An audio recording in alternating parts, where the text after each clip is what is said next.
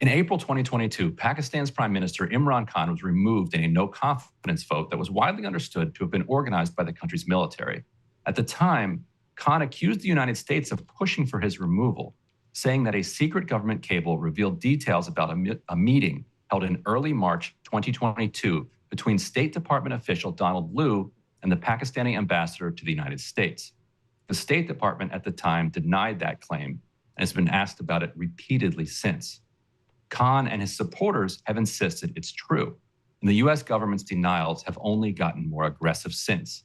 In July, Principal Deputy Assistant Secretary of State Elizabeth Horst, who handles Pakistan, used the opportunity of a speech in Houston, which has a heavy Pakistani-American population, to address the charge, calling it, quote, propaganda, misinformation, and disinformation, unquote.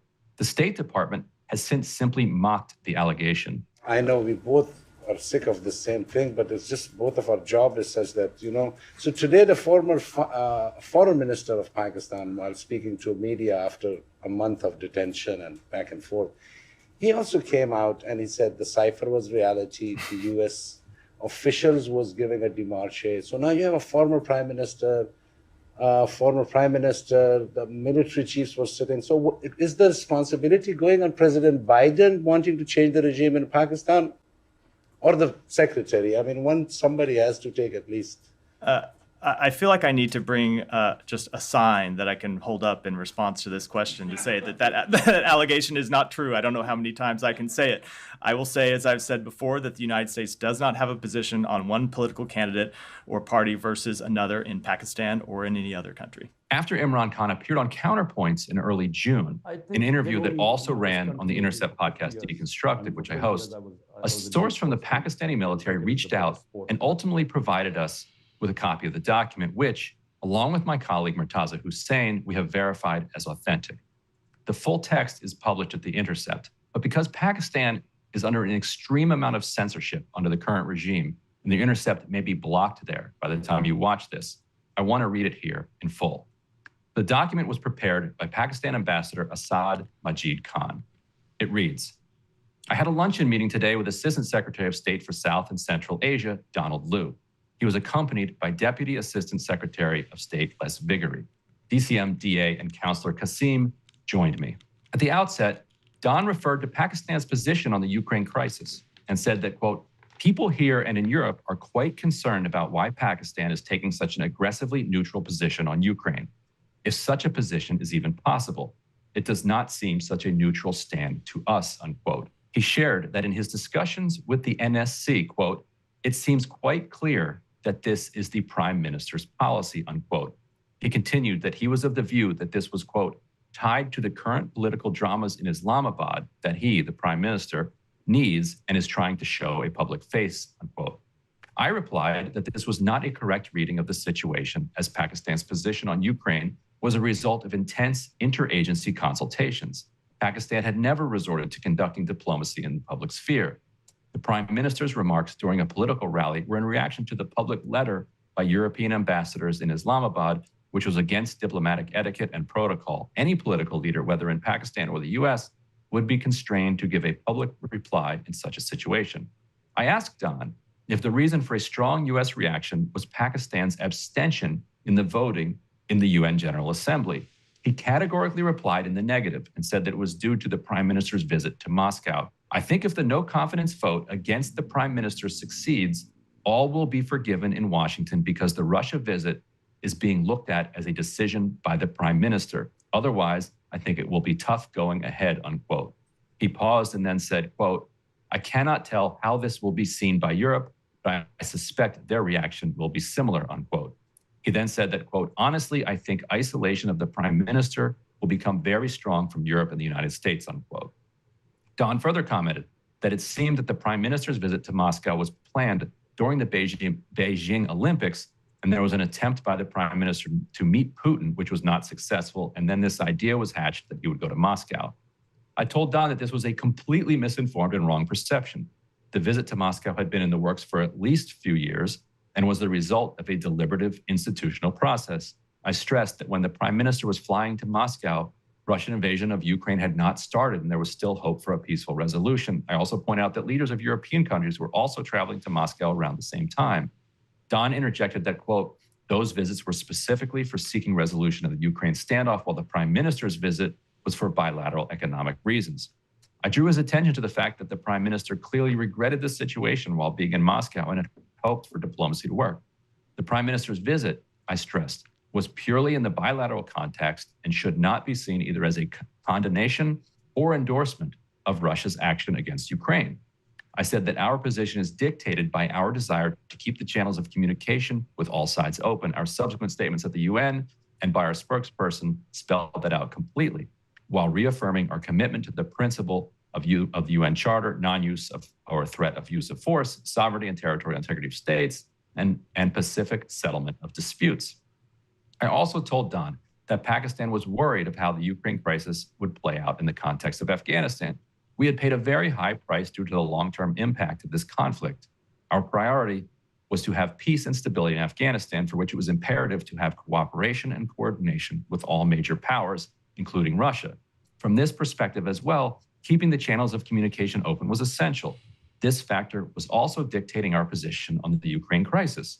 On my reference to the upcoming extended Troika meeting in Beijing, Don replied that there were still ongoing discussions in Washington on whether the U.S. should attend the extended Troika meeting or the upcoming Antalya meeting on Afghanistan with Russian representatives in attendance, as the U.S. focus right now was to discuss only Ukraine with Russia.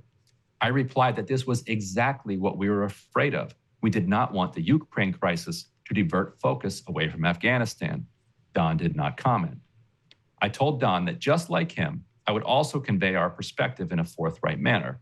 I said that over the past 1 year, we had been consistently sensing reluctance on the part of U.S. leadership to engage with our leadership. This reluctance had created a perception in Pakistan that we were being ignored and even taken for granted. There was also a feeling that while the U.S. expected Pakistan's support on all issues that were important to the U.S., it did not reciprocate, and we did not see much U.S. support on issues of concern for Pakistan, particularly on Kashmir. I said that it was extremely important to have functioning channels of communication at the highest level to remove such perception. I also said that we were surprised that if our position on the Ukraine crisis was so important for the U.S., why the U.S. had not engaged with us at the top leadership level prior to the Moscow visit, and even when the UN was scheduled to vote. The State Department had raised it at the DCM level. Pakistan valued continued high-level engagement, and for this reason, the foreign minister sought to speak with Secretary Blinken to personally explain Pakistan's position and perspective on the Ukraine crisis. The call has not materialized yet. Don replied that the thinking in Washington was that given the current political turmoil in Pakistan, this was not the right time for such engagement, and it could wait till the political situation in Pakistan settled down. I reiterated our position that countries should not be made to choose sides in a complex situation like the Ukraine crisis, and stressed the need for having active bilateral communications at the political leadership level. Don replied that, quote, you have conveyed your position clearly, and I will take it back to my leadership, unquote. I also told Don that we had seen his defense of the Indian position on the Ukraine crisis during the recently held Senate subcommittee hearing on U.S.-India relations. It seems that the U.S. was applying different criteria for India and Pakistan. Don responded that the U.S. lawmakers' strong feelings about India's abstentions in the UNSC and UNGA came out clearly during the hearing. I said that from the hearing, it appeared that the U.S. expected more from India than Pakistan, yet it appeared to be more concerned about Pakistan's position. Don was evasive and responded that Washington looked at the U.S.-India relationship very much through the lens of what was happening in China. He added that while India had a close relationship with Moscow, quote, I think we will actually see a change in India's policy once all Indian students are out of Ukraine, unquote. I expressed the hope that the issue of the prime minister's visit to Russia will not impact our bilateral ties. Don replied, I would argue that it has already created a dent in the relationship from our perspective. Let us wait for a few days to see whether the political situation changes, which would mean that we would not have a big disagreement about this issue and the dent would go away very quickly. Otherwise, we will have to confront this issue head on and decide how to manage it, unquote. We also discussed Afghanistan and other issues pertaining to bilateral ties. A separate communication follows on that part of our conversation. The document then reads assessment, and this is the ambassador's assessment. He writes, quote, Don could not have conveyed such a strong démarche without the express approval of the White House, to which he referred repeatedly. Clearly, Don spoke out of turn on Pakistan's internal political process. We need to seriously reflect on this and consider making an appropriate démarche to the U.S. All right, so that is the secret cable. People can now judge for themselves whether Khan's description was accurate. As for Khan, he was taken into custody this week and sentenced to 3 years in prison, a sentence that also bars him from running for office again. He is by far the most popular politician in Pakistan today. Khan, a famous cricketer, is a very rich man and spent the latter half of his life as a philanthropist. He's now convicted of selling gifts he was given while prime minister worth roughly $500,000, a charge his defenders point out is totally absurd given that he filed all the required paperwork and doesn't remotely need the money. And unlike in cases where the State Department has stood up against the jailing of political opponents on trumped-up charges, note the reference to Russia's Alexei Navalny at the very end here. Do you guys have a reaction to the arrest of former Pakistan Prime Minister Khan, and do you think he got a fair trial? We believe that is an internal matter for Pakistan, and we continue to call for the respect of democratic principles, human rights, and rule of law in Pakistan, as we do around the world. The final one. Some people described that response pretty subdued and muted. Would you agree with that, and does that have anything to do with Khan's previous criticism of the United States when he was the Prime Minister? So I thought I understood the first part of the question. Now I'm not sure I do. Would you? Oh, that's funny. Do you mean that our response was muted, or the response to his arrest? I first thought you were saying our response was muted. The State Department's response to his arrest. Yeah. I think first of all, I'll let people characterize our responses in all kinds of different ways. I think our response to this arrest and his previous arrests have been consistent at all times in declaring it an internal matter for Pakistan. And nothing to do with like his past criticism of the U.S. So that's why you got the laugh from the back of the room while you were on vacation. I got this question a number of times. We do not believe it's related. No. Can I just ask if it's related to this? Can I Yeah. So if Imran Khan's arrest and prosecution is an internal matter for Pakistan that you won't comment on, how is that different than the Navalny case? There are times when we believe that prosecutions are completely unfounded. So you think that there's some foundation to Imran Khan's arrest and I would say there are times that we... I'm just asking a straightforward question. If you're going to I know, and I'm going to give you a straightforward answer, but it's going to take me a minute. Right. Okay. So we believe that at times there are cases that are so obviously unfounded that the United States believes it should say something about the matter. We have not made that determination here. With Imran Khan. We believe it is an internal matter. All right, so Emily, that is the cable that documents the meeting from March 7th, 2022, in which the State Department, pretty clearly told the Pakistan ambassador that if the Prime Minister Imran Khan was not removed, the country would be isolated, and if he was, then things would go back to normal. Can you see any wiggle room between the denials that the State Department has repeatedly offered, calling this disinformation, misinformation, propaganda, laughing it off, and what the document indicates actually happened? I'm actually surprised, and my capacity to be surprised by the audacity of the sort of State Department in general, let alone this particular State Department. I'm actually surprised that I'm surprised, but that clip was so smug, and I think even the sort of calculated political strategy from a cynical perspective, it looks astoundingly dumb to be talking like that when you have the existence of pretty clear evidence, as you're reporting here, refuting it, and it seems incredibly difficult for me to believe that Ned Price isn't aware of it, or that the State Department isn't aware of it, and their spokespeople aren't aware of it, that they have no idea this is just in the background, unless it was sort of like what they always show on Veep, and is a very real thing that happens in Washington, D.C. They keep the spokesperson out of the loop, so they have plausible deniability, and they can say, like, listen, maybe someone at the State Department knew about it, but I sure didn't, and I was told the opposite. I just can't believe that that video is going to come back to haunt them. It looks really bad, but maybe, Ryan, they simply don't care. In the same way, they simply don't care that this cable exists. They simply, maybe they preferred that it not get out, but now that it's out, out. Does it bother them all that much that A, they did it, and B, they seem to have lied about it? Maybe not, because American foreign policy has operated this way without repercussions for a very long time. It will be interesting to see how much of a kind of post-truth environment we're in now that the document is out, now that it's confirmed that this happened, whether the U.S. government, Biden administration, just continues to plow forward and say, nope, that didn't happen. Nope, we didn't do that, even in the face of it very clearly happening. The consequences for the Pakistani people are profound. We are very close to a place where it's hard to see a way out of a military dictatorship at any time in the near or even medium term future. We reported earlier that the news organizations in Pakistan have been ordered not to mention Imran Khan's name, which is, he's like a Trump-like figure in the country in the sense that every news organization wants to write articles about him and wants to talk about him on television because he drives ratings, he drives clicks. On digital media, there's some allowance given, but on broadcast media, they're pretty much barred from mentioning Imran Khan. When he was arrested and jailed and sentenced, they often referred to him as the chairman of PTI, the party. Like didn't even want to use his name. That's how dystopian the censorship regime and the authoritarian regime under the military and its allies that are running the country has gotten.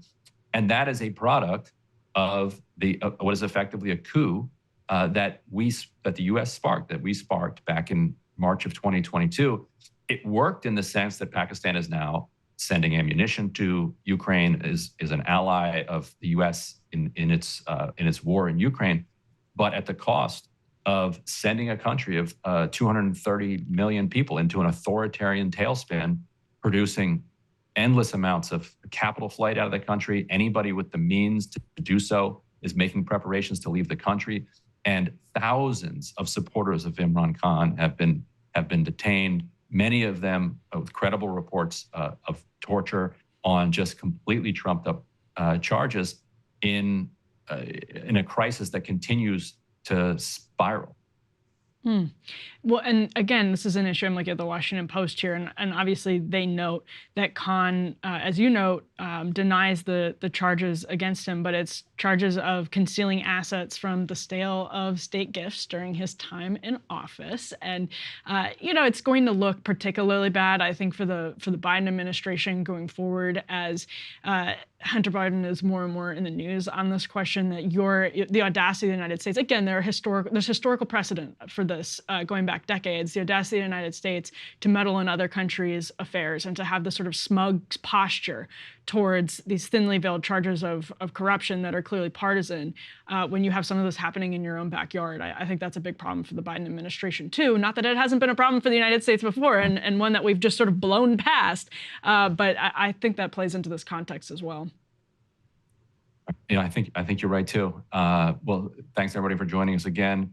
If you're watching this in Pakistan, feel free to clip as much of that document. Feel free to retype it. It's going to be difficult to, keep it, get it around the censorship regime. But I think if enough people are sharing it, clipping it, sending it around WhatsApp, it should be able to get out there. And hopefully this YouTube clip will stay up at least for a couple of days in Pakistan. We'll see.